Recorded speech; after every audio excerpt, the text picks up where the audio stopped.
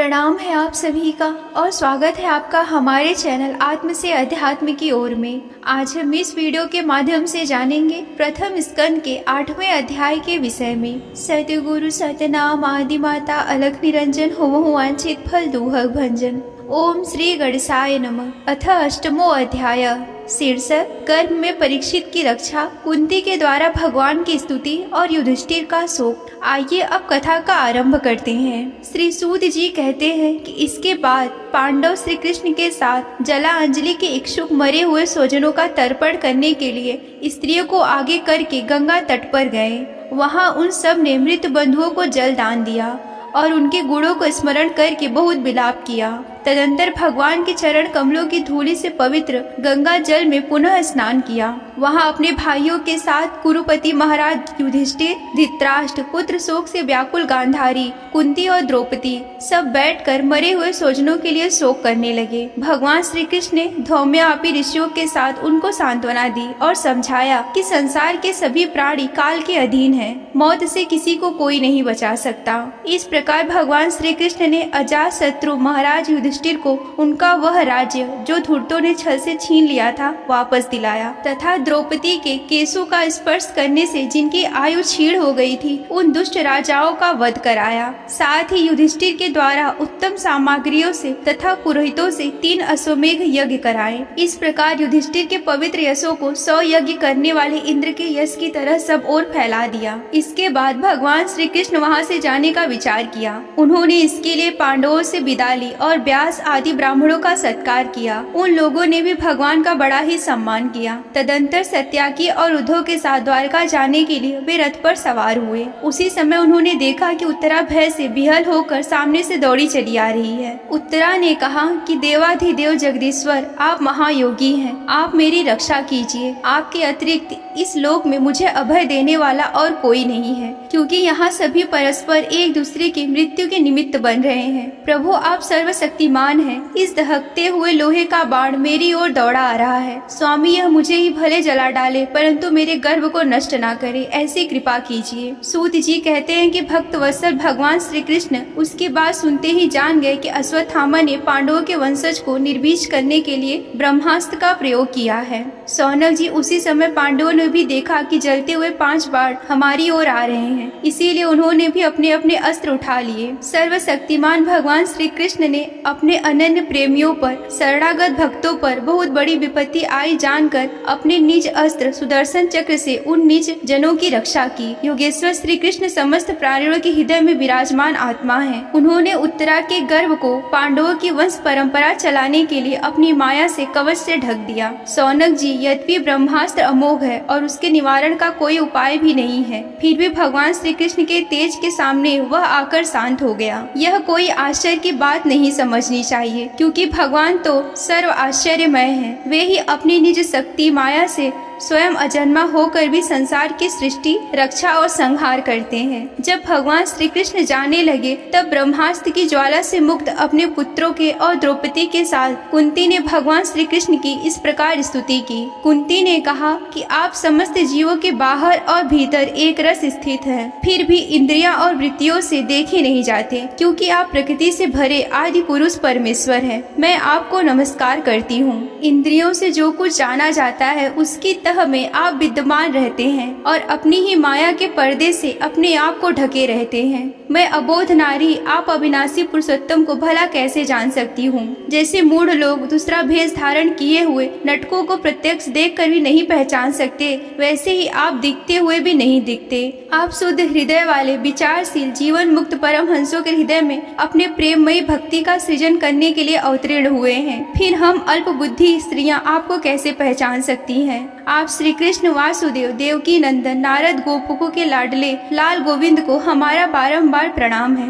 जिनकी नाभि से ब्रह्मा का जन्म स्थान कमल प्रकट हुआ है, जो सुंदर कमलों की माला धारण करते हैं, जिनके नेत्र कमल के समान विशाल और कोमल है, जिनके चरण कमलों में कमल का चिन्ह है। श्री कृष्ण, ऐसे आपको मेरा बारंबार प्रणाम है। ऋषिकेश, जैसे आप दुष्ट कंस के द्वारा कैद हुई और चीरकाल से शोकग्रस्त देवकी की रक्षा की थी, वैसे ही पुत्रों के साथ मेरी भी आपने बारंबार विपत्तियों से रक्षा की है। आप ही हमारे स्वामी हैं, आप सर्वशक्तिमान हैं। श्री कृष्ण कृष्ण कहाँ तक गिनाऊं, विष से लाक्षागृह की भयानक आग से, हिडिंब आदि राक्षसों की दृष्टि से, दुष्टों की धूत सभा से, वनवास की विपत्तियों से और अनेक बार युद्धों में अनेक महारथियों से, शस्त्र शास्त्रों से और अभी भी अश्वत्थामा के ब्रह्मास्त्र से ही आपने ही हमारी रक्षा की है। जगत गुरु, हमारे जीवन में सर्वदा पद पर विपत्तियां आती रहे, क्योंकि विपत्तियों में ही निश्चित रूप से आपके दर्शन हुआ करते हैं और आपके दर्शन हो जाने पर फिर जन्म मृत्यु के चक्कर में नहीं आना पड़ता। ऊंचे कुल में जन्म, ऐश्वर्य, विद्या और संपत्ति के कारण जिनका घमंड बढ़ रहा है, वह मनुष्य तो आपका नाम भी नहीं ले सकता, क्योंकि आप तो उन लोगों को दर्शन देते हैं जो अकिंचन है। आप निर्धनों के परम धन है। माया का प्रपंच आपको स्पर्श भी नहीं कर सकता। आप अपने आप में ही विहार करने वाले परम शांत स्वरूप हैं। आप ही कैवल्य मोक्ष के अधिपति हैं। मैं आपको बारंबार नमस्कार करती हूँ। मैं आपको अनादि अनंत सर्वव्यापक सबके नियंता काल रूप परमेश्वर समझती हूँ। संसार के समस्त पदार्थ और प्राणी आपस में टकराकर विषमता के कारण परस्पर विरुद्ध हो रहे हैं, परंतु आप सब में समान रूप से विचर रहे हैं। भगवान, जब आप मनुष्यों की सी लीलाएं करते हैं, तब आप क्या करना चाहते हैं ये कोई नहीं जानता। आपका कोई भी ना प्रिय है और ना ही अप्रिय है। आपके संबंध में लोगों की बुद्धि ही विषम हुआ करती है।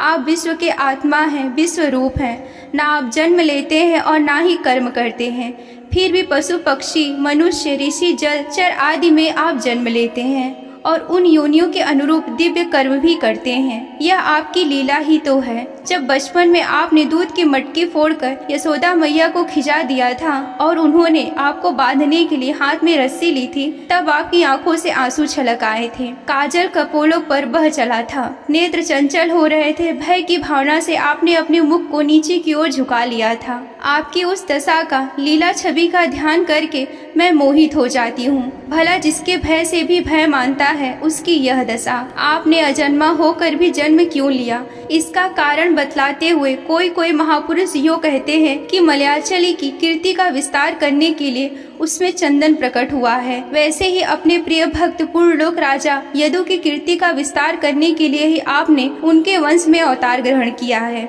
दूसरे लोग यो कहते हैं कि वासुदेव और देवकी नंदन ने पूर्व जन्म में आपसे यह वरदान प्राप्त किया था, इसीलिए आप अजन्मा होते हुए भी जगत के कल्याण और दैत्यों का नाश करने के लिए उनके पुत्र बने हैं। कुछ लोग तो यो कहते हैं कि यह पृथ्वी दैत्यों के अत्यंत भार से समुद्र में डूबते हुए जहाज की तरह डगमगा रही थी, पीड़ित भी हो रही थी। तब ब्रह्मा की प्रार्थना से उसका भार उतारने के लिए आप प्रकट हुए। कोई महापुरुष यो कहता है कि जो लोग इस संसार में अज्ञान, कामना और कर्मों के बंधन से जकड़े हुए पीड़ित हो रहे हैं, उन लोगों के लिए श्रवण और स्मरण करने की योग्य लीला करने के विचार से ही आपने यह अवतार ग्रहण किया है। भक्तजन बार बार आपके चरित्र का श्रवण, गान, कीर्तन एवं स्मरण करके आनंदित होते रहते हैं। वे ही अविलंब आपके उस चरण कमलों का दर्शन कर पाते हैं, जो जन्म मृत्यु के प्रवाह को सदा के लिए ही रोक देते हैं। भक्त कल्पतरु प्रभो, क्या अब आप अपने आश्रित और संबंधित हम लोगों को छोड़कर जाना चाहते हैं? आप जानते हैं कि आपके चरण कमलों के अतिरिक्त हमें और किसी का सहारा नहीं है। पृथ्वी के राजाओं को तो हम यूं ही विरोधी हो गए हैं। जैसे जीव के बिना इंद्रियां शक्तिहीन हो जाती है, वैसे आपके दर्शन के बिना यदुवंशियों और हमारे पुत्र पांडवों के नाम तथा रूप का अस्तित्व ही क्या रह जाता है। गदाधर, आपके विलक्षण चरण चिन्हों से चिन्हित यह कुरु जांगल देश की भूमि आज भी शोभायमान हो रही है,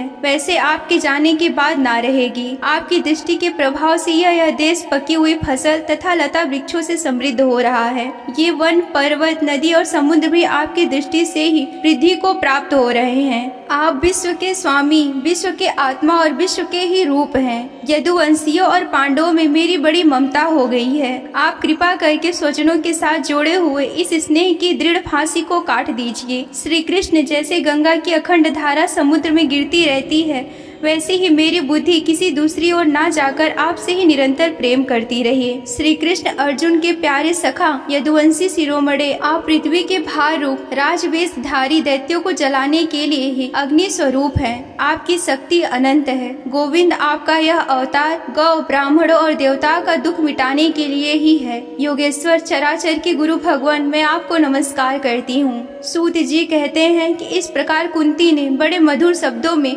भगवान की अधिकांश लीलाओं का वर्णन किया। यह सुनकर भगवान श्री कृष्ण अपनी माया से उसे मोहित करते हुए मंद मंद मुस्कुराने लगे। उन्होंने कुंती से कह दिया कि अच्छा ठीक है, और रथ के स्थान से वे हस्तिनापुर लौट आए। वहाँ कुंती और सुभद्रा आदि देवियों से विदा लेकर जब वे जाने लगे तब राजा युधिष्ठिर ने बड़े प्रेम से उन्हें रोक लिया। राजा युधिष्ठिर को अपने भाई बंधुओं के मारे जाने का बड़ा शौक हो रहा था। भगवान की लीला मर्म जानने वाले व्यास आदि महर्षियों ने और स्वयं अद्भुत चरित करने वाले भगवान श्री कृष्ण ने भी अनेक इतिहास कहकर उन्हें समझाने की बहुत चेष्टा की, परंतु उन्हें सांत्वना न मिली, उनका शोक न मिटा। शौनकादि ऋषियों धर्मपुत्र राजा युधिष्ठिर को अपने स्वजनों के वध से बड़ी चिंता हुई। वे अविवेक युक्त चित्त से स्नेह और मोह के वश में होकर कहने लगे कि भला मुझ दुरात्मा के हृदय में बुद्ध मूल हुए इस अज्ञान को तो देखो। मैं सियार कुत्तों के आहार इस अनात्मा शरीर के लिए अनेक अक्षौहिणी सेना का नाश कर डाला। मैंने बालक ब्राह्मण संबंधी मित्र चाचा ताऊ भाई बंधु और गुरुजनों से द्रोह किया। करोड़ों वर्षों में भी नरक से मुझे छुटकारा नहीं हो सकता। यद्यपि शास्त्र का वचन है कि राजा यदि प्रजा का पालन करने के लिए धर्म युद्ध में शत्रुओं को मारे तो उसे पाप नहीं लगता, फिर भी मुझे इससे संतोष नहीं होता। स्त्रियों के पति और भाई बंधुओं को मारने से उनका मेरा द्वारा यहाँ जो अपराध हुआ है उसका मैं गृहस्थोचित यज्ञ यज्ञादिकों द्वारा मार्जन करने के लिए समर्थ नहीं हूँ। जैसे कीचड़ से गंदा जल स्वच्छ नहीं किया जा सकता, मदिरा से मदिरा की अपवित्रता नहीं मिटाई जा सकती, वैसे ही बहुत से हिंसा बहुल यज्ञों के द्वारा भी एक प्राणी की हत्या का प्रायश्चित नहीं हो सकता। यज्ञों के द्वारा एक भी प्राणी की हत्या का प्रायश्चित नहीं किया जा सकता। यहीं पर श्रीमद् भागवत पुराण के प्रथम स्कंद का 8वां अध्याय समाप्त होता है। अगर आप श्रीमद् भागवत पुराण कथा का विस्तार से हिंदी वर्णन सुनना चाहते हैं तो हमारे चैनल आत्म से अध्यात्म की ओर को सब्सक्राइब कर लीजिए। आज के वीडियो में बस इतना ही, मिलते हैं अगले वीडियो में। तब तक के लिए आप सभी को जय आदि शक्ति भोलेनाथ जी, हर हर महादेव।